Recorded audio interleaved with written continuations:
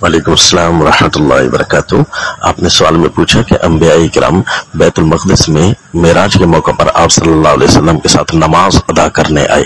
तो जैसे मैं जिंदा हूं तो नमाजें पढ़ता हूं, अंबिया जिंदा हैं तो नमाजें पढ़ते हैं।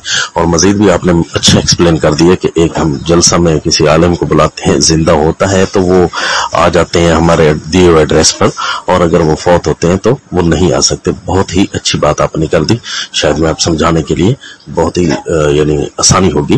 देखें, जब अंबिया जिंदा थे तो जाहिर है जिंदा नमाजें पढ़ता है, और जब बैतुल मक़दस से वापस चले गए तो फिर क्या हुआ? फिर वो दोबारा कब्रों में चले गए, जबकि कब्रों में तो मैयत ही जाते हैं ना।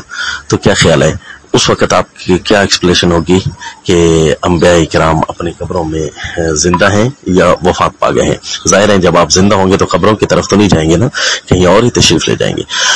तो ये बात आपके ज़हन ने उठाई, तो लिहाजा अब देखते हैं कि हदीस पाक में किस तरह आता है। हदीस पाक में ये नहीं आता कि वो अपने अजसाम मुक़द्दस के साथ तशरीफ़ लाए थे, इसलिए तो उलमा के अक़वाल मुख्तलिफ हो गए कि वो मेराज से पहले गए, मेराज की वापसी के सफ़र में ये पेश आया, और वो किस अंदाज से थे।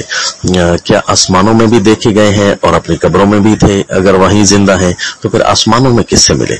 यानी पहले आसमान पर फलां, दूसरे आसमान पर फलां, ये एक बाकायदा तरतीब में आपके हदीस भी भेज रहा हूँ, उसमें देख लीजिए कि बाकायदा अंबिया इकराम के साथ आप सल्लल्लाहु अलैहि वसल्लम ने मुलाकातें की आसमान पर। तो क्या वहां जिंदा थे, यहाँ ये जहां जिंदा थे?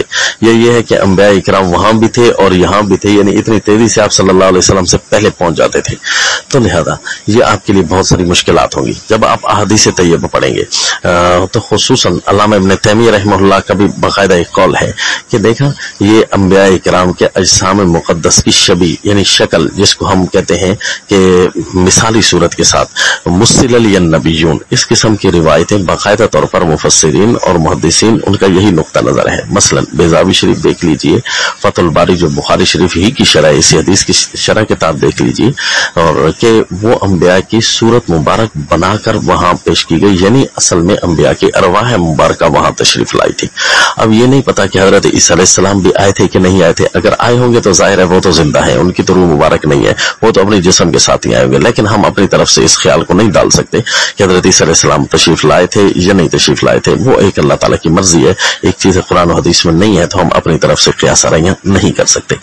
अब देखिए कि अल्लामा इब्न तैमिया रहमहुल्लाह भी फरमाते हैं कि ये कहना कि अंबिया इन्हीं जिस्मों के साथ आए थे, तो ये बात तो करीने क़ियास नहीं है, ये किसी हदीस में इसका तज़किरा नहीं मिलता।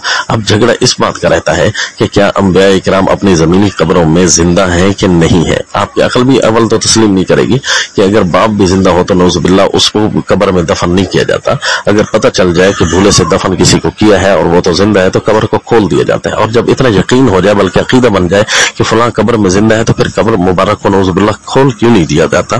फिर अंबिया इकराम अलैहिमुस्सलाम की क्या ये तौहीन बर्दाश्त होती रहेगी कि वो बाकायदा जिंदा भी हैं और हम उनको नहीं निकाल रहे? तो उस वक्त आप क्या एक्सप्लेन करेंगे कि वो किस तरह जिंदा है? तो जाहिर है यही कहा जा सकता है कि उनके अजसाम मुबारक जिंदा नहीं, अरवाह मुबारक उनकी ऐश इशरत करती हैं और जन्नत में होती हैं बाकायदा तौर पर। ये बात ठीक है। और अंबिया इकराम ने जो नमाज पढ़ी थी तो वो भी अपनी अरवाह मुबारक उनकी तशरीफ लाई थी, और ये इस बात का कोई कायल नहीं है कि उनके यही मदफून वजूद मुक़द्दसा वो तशरीफ लाए थे और दोबारा उनको मैयत बनाकर कब्रों में डाल दिया गया था।